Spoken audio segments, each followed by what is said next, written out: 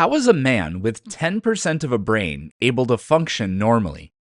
What did 16th century Arctic explorers eat that made their skin fall off? Why did Columbus think the Earth had a nipple, like a breast? Learn the history behind these stories and well over 100 more in my new book, Facts That Aren't True. Check out my other book, too.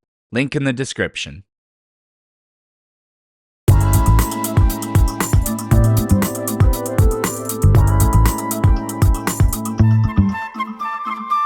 There's certain processes that are very not, I guess, conserved, that have been used for a long time, and also like the idea of, oh, things like the things that are like happening come from a very low chance. Like life came from a very a multi-series sequence of things happening that were extremely rare and had to be like perfect, right?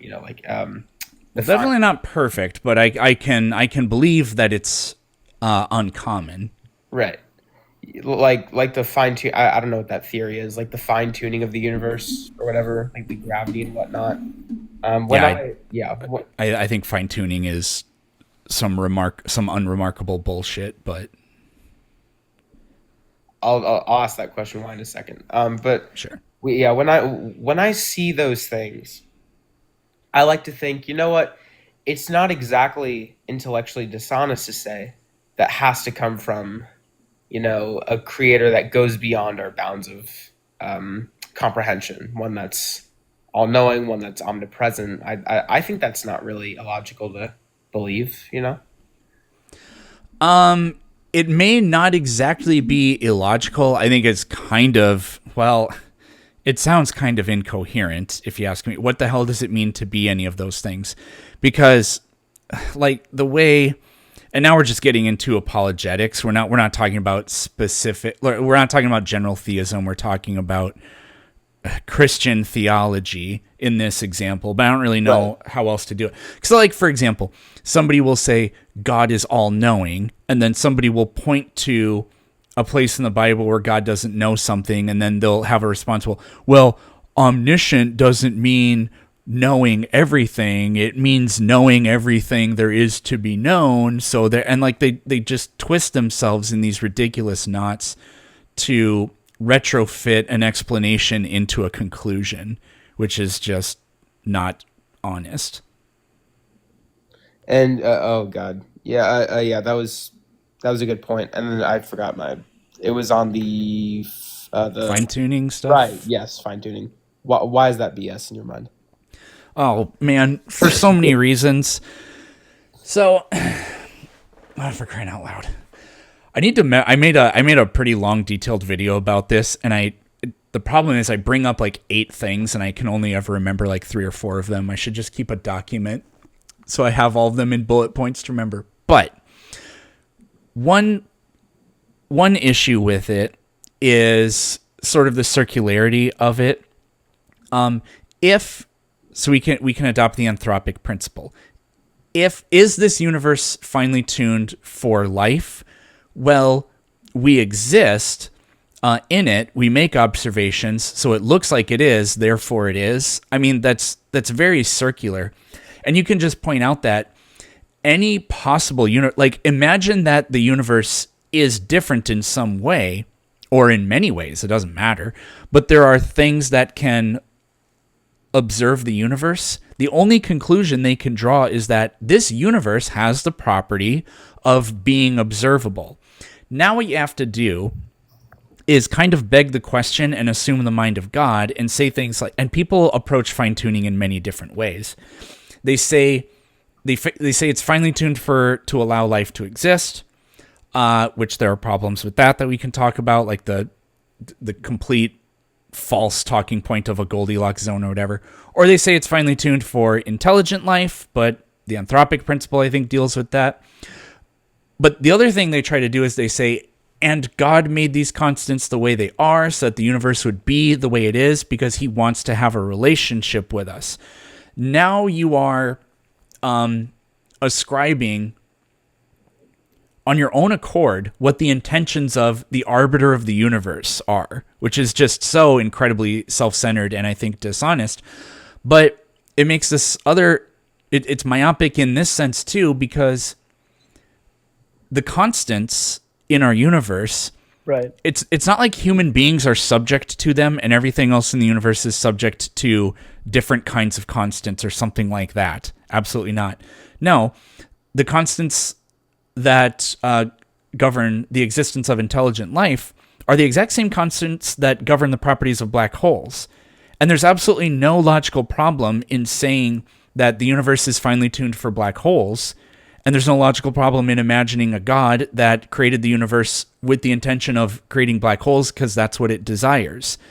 And so now we get to this point of sort of the epistemological disutility of these metaphysical claims, which is, which of those is better?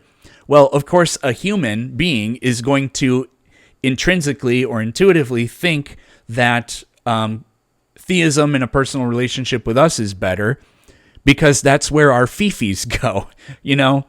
So there's several problems right there.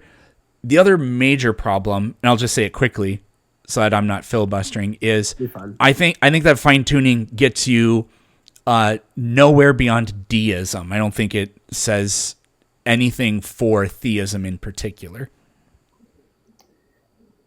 Right. Okay. So, hold on one second.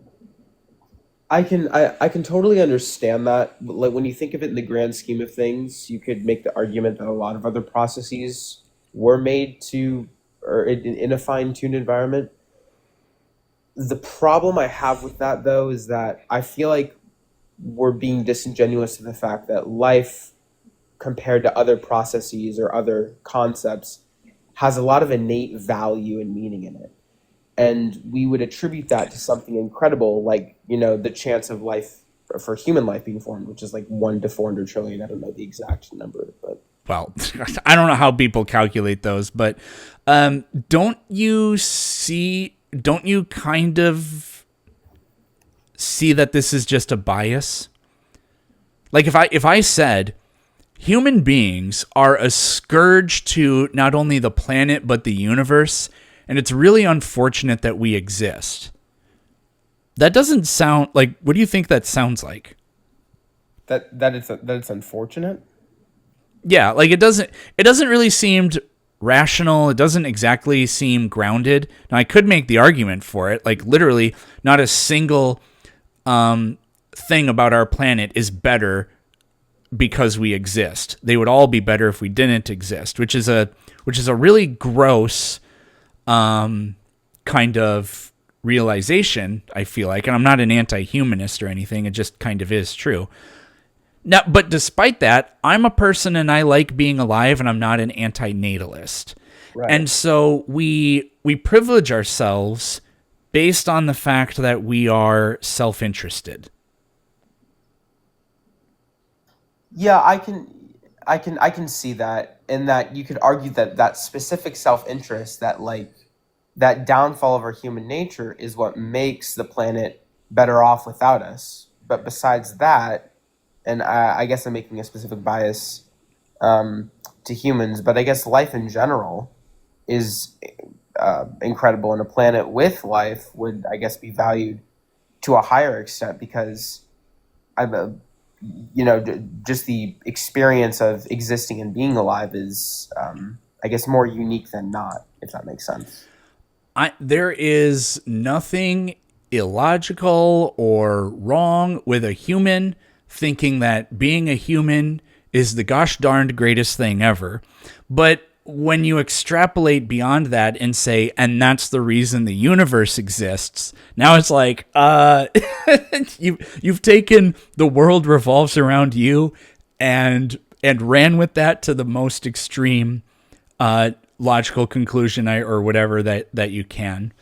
The other thing about life, like life in the universe and the constants being fine-tuned for life or whatever, well, the finely tuned constants aren't miraculous. They're just physical. They're right.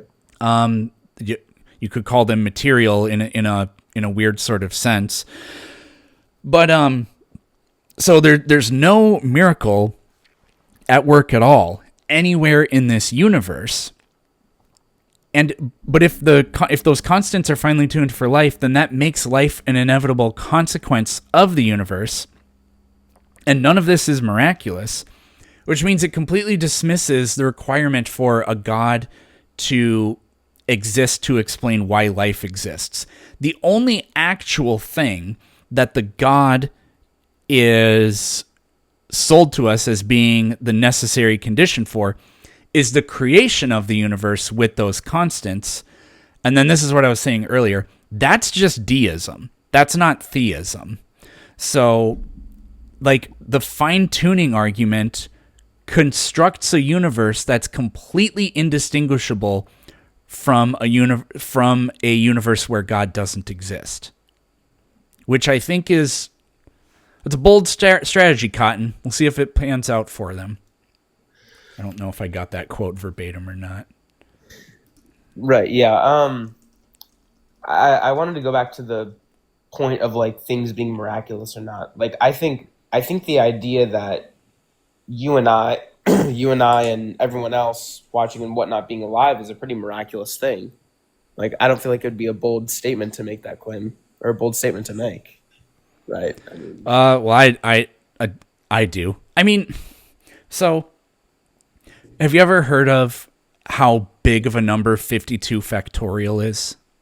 oh yeah, that's like yeah, mind There boggling. aren't enough atoms in the universe Yeah. to assign each the number you get. You couldn't count the number of atoms in the observable universe with it. There aren't enough of them, I mean.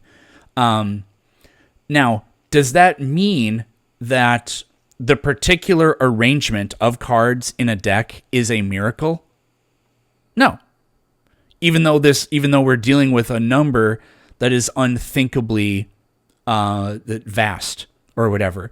The particular odds of any deck of cards being arranged the way it is just monumentally absurd. But there's no miracle taking place, and it's unmiraculous the way it got there, and it's reducible to just a physical description. I think life is like that because what people tend to do when they give you these calculations for the odds that a human would ever exist, they'll just do some back of the napkin like, oh well, when a guy skeets into a woman, there's like 100 million sperm, so the odds are 1 in 100 million that you exist, because it could have been any of the other ones, but also half of pregnancies spontaneously abort, so now we got to double it. And then maybe they'll like add together the sort of treacherous first year of life, because you actually, the odds of death in your first year of life are actually as high as they are until you're like in your 50s or something like that. It's actually pretty crazy. And so they do stuff like that. Or they'll try to attack it from like a biological level, and they'll say, well, a protein will have 20,000 amino acids in it, and there are 20 amino acids, so 20 to the 2,000 to the 20th power, that's the odds that protein would form. And so therefore it has to be a miracle. It's like, no, biochemically that's completely false in so many ways, because it completely discounts gradualism, it completely discounts natural selection, it completely discounts the redundancy and all kinds of other things. So these calculations are really, really dubious for a lot of reasons. Okay, sure. So then I guess let's say okay. So then the religious understanding of, or not even theist or deist understanding of life is inherently political. Let's say I'll just like concede to that point. Do you think then for Wait, sorry, what word did you use there? or sorry, not political. It's just like there's a misunderstanding of it, I guess is what I meant to say. Okay, sure. Yeah, sorry, I don't know. I just made up a word. Anyways, but could you say that the empirical understanding of life could have its limitations or misunderstandings, or not so much? compared to I theism. don't know what you mean. Is there a scientific limit to what we can know about life? Yes, I yes. Um, Or is there more to learn? I don't. So, like, in a weird sort of way, I don't think in principle there is, but in practice there certainly is. So can you expand? I'm sorry. Yeah. Well, I mean, like history, right? We'll never know. It's literally unknowable what color Buddha's eyes were.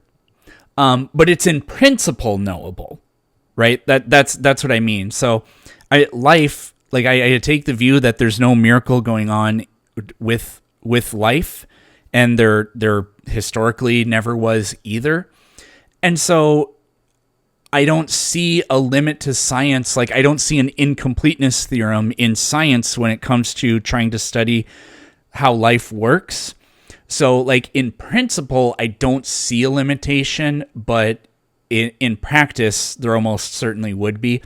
Now, you could argue that maybe, I don't know, something about emergent properties, maybe like with consciousness within living things, is completely maybe outside the scope of real science.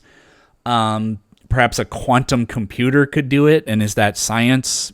Maybe, maybe not. I don't really know. Or maybe there's this sort of weird, in a weird sort of sense, you could never scientifically grasp like the meta knowledge about biology, like what we know about what we know and how we know what we know what we know, or something like that. So I don't know. That's my best attempt to kind of address it. Yeah, yeah, fair enough. I mean, I think, like sorry, my voice. The saying, it's an evolving science, I think is really true when you talk about like certain branches of it, like with astronomy or with, physics and whatnot. Like, you can correct me on like the study you're fine, but there was like a planet that was like 14 billion years old, which is like older than the beginning of the universe or whatever, and that kind of No, threw. that's a star, the Methuselah star. I've looked into that a couple times, and I always forget what the what the explanation for that is. I can never remember. Yeah, but I think it really doesn't matter ideologically how you see it. It's really interesting attempt on how to understand things, and everything's evolving as we go, right? So yeah, but yeah, this is a good convo. I might come back up sometime soon, maybe, because this is a good conversation. But yeah, I've seen your content; it's pretty cool. So Okay, yeah, no problem.